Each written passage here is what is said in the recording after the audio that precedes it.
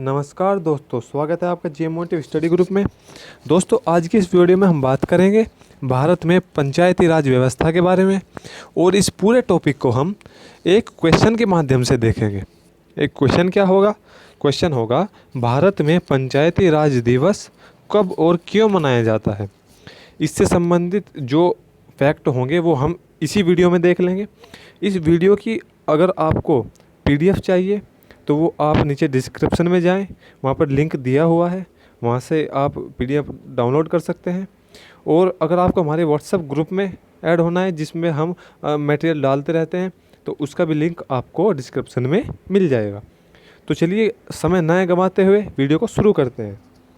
भारत में पंचायती राज दिवस कब और क्यों मनाया जाता है, तो देखते हैं भारत में पंचायती राज का इतिहास। भारत एक बहुत ही विस्तृत देश है और इसे विश्व का सबसे बड़ा लोकतंत्र कहा जाता है।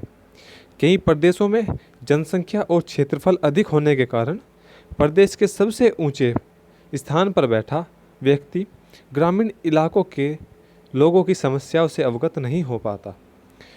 इसलिए यह तय किया गया कि देश में लोकतंत्र की जड़ों को पेड़ की जड़ों की तरह फैलाया जाए। इसका तात्पर्य यह है कि हमारे देश में जनसंख्या बहुत ज़्यादा है, क्षेत्रफल भी इसका ठीक ठाक है, तो जो सब उच्च पदों पर बैठे व्यक्ति हैं जैसे प्रधानमंत्री, राष्ट्रपति, तो ये नीचे तबके के व्यक्ति के साथ इतना इनका कन्वर्सेशन नहीं हो पाती, तो इन्हें समस्याओं का भी पता नहीं चलता।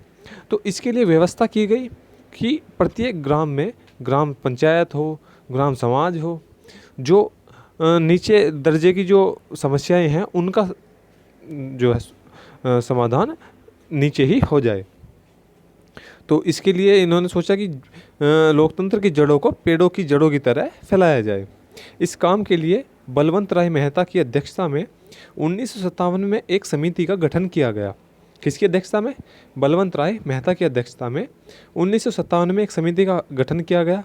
समिति ने अपनी सिफारिश में जनतांत्रिक विकेंद्रीकरण की सिफारिश की, जिसे पंचायती राज कहा गया। इस समिति ने 3 स्तरीय पंचायती राज व्यवस्था की बातें कही। तो भारत में पंचायती राज व्यवस्था 3 प्रकार की शुरू हो गई: ग्राम स्तरीय पंचायत, प्रखंड या ब्लॉक स्तरीय पंचायत और जिला स्तरीय पंचायत। राजस्थान देश का पहला राज्य था जहां पर पंचायती राज व्यवस्था को लागू किया गया।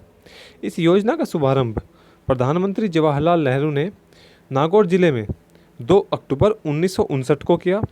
इसके बाद इस योजना को 1959 में ही आंध्र प्रदेश में भी लागू किया गया।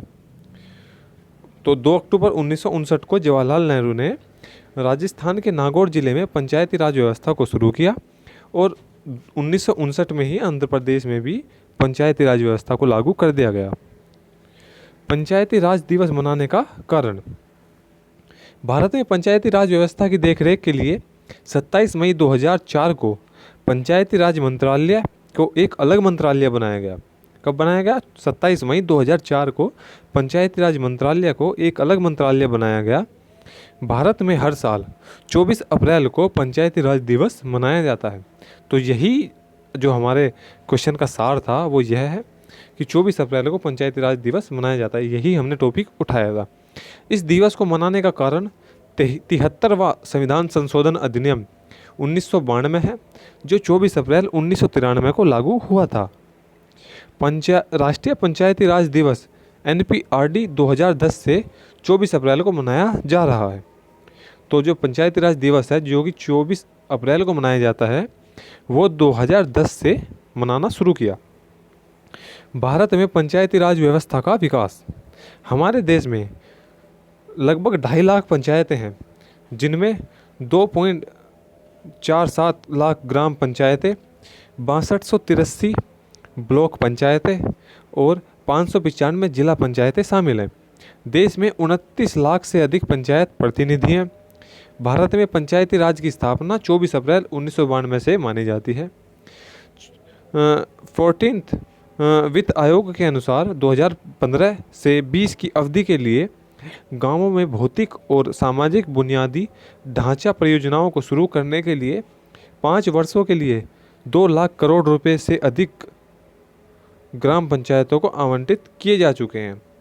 मतलब 2 लाख करोड़ रुपए से अधिक रुपए ग्राम पंचायतों को आवंटित किए जा चुके हैं। पंचायती राज दिवस पर दिए जाने वाले अवार्ड। पहला अवार्ड है दीनदयाल उपाध्याय पंचायत सशक्तिकरण पुरस्कार। पंचायतों के सभी 3 स्तरों के लिए सामान्य और विषयगत श्रेणी में दिया जाता है। नानाजी देशमुख राष्ट्रीय गौरव ग्राम सभा पुरस्कार। ये ग्राम पंचायतों को ग्राम सभा के उत्कृष्ट प्रदर्शन के लिए दिया जाता है। तीसरा जो अवार्ड है वो है ग्राम पंचायत विकास योजना। देश भर में 3 सर्वश्रेष्ठ प्रदर्शन करने वाली ग्राम पंचायतों को इस अवार्ड से सम्मानित किया जाता है। फिर चौथा जो अवार्ड है वो है बाल सुलभ ग्राम पंचायत पुरस्कार। अब देखते हैं कि पंचायत की शक्तियाँ, अधिकार और जिम्मेदारियाँ क्या क्या होती हैं, क्या इनका स्तर होता है और क्या इनकी सीमाएं होती हैं। राज्य विधानमंडलों के पास विधायी शक्तियाँ हैं जिनका उपयोग कर वे पंचायतों को स्वशासन और संस्थाओं के तौर पर काम करने के लिए सक्षम बनाने हेतु उन्हें शक्तियाँ और अधिकार प्रदान कर सकते हैं। उन्हें आर्थिक विकास और सामाजिक न्याय के लिए योजनाएं बनाने और उनके कार्यान्वयन की जिम्मेदारी सौंपी जा सकती है। कर लगाने और वित्तीय संसाधनों का अधिकार।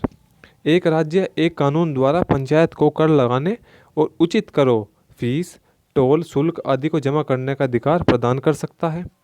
यह राज्य सरकार द्वारा एकत्र किए गए विभिन्न शुल्कों, करों आदि को पंचायत को भी आवंटित कर सकता है। राज्य की संचित निधि से पंचायतों को अनुदान सहायता दी जा सकती है। सारांशतः यह कहा जा सकता है कि देश में पंचायती राज व्यवस्था की शुरुआत से सत्ता का विकेंद्रीकरण होगा, जिससे देश में लोकतंत्र की जड़ें मजबूत होंगी। तो इसका ओवरऑल यह है कि अगर ग्राम से शुरू हो, मतलब विकास अगर गांव से शुरू होगा तो ही देश का विकास हो सकता है। क्योंकि एक बार राजीव गांधी ने भी कहा था जब प्रधानमंत्री थे वे, कि अगर मैं दिल्ली से 1 रुपया भेजता हूँ तो मेरे गांव में, मतलब गांवों तक 25 पैसे भी नहीं पहुंच पाते। तो इसीलिए पंचायती राज को शुरू किया गया फिर, ताकि गांव-गांव, प्रत्येक गांव में विकास हो सके और उनका डायरेक्ट प्रतिनिधि, मतलब वे प्रत्यक्ष रूप से राजनीति में भाग ले सके। तो अगर आपको हमारा वीडियो पसंद आता है तो इसे लाइक करें, इस पर कमेंट करें, और अगर आपने अभी तक हमारे चैनल को सब्सक्राइब नहीं किया है तो चैनल को सब्सक्राइब करें और बेल आइकन को भी दबा लें, ताकि आपको फ्यूचर में नोटिफिकेशन सबसे पहले मिलता रहे और आप हमारी वीडियो का पूरा लाभ उठा सकें और अच्छी से अच्छी तैयारी कर सकें। धन्यवाद।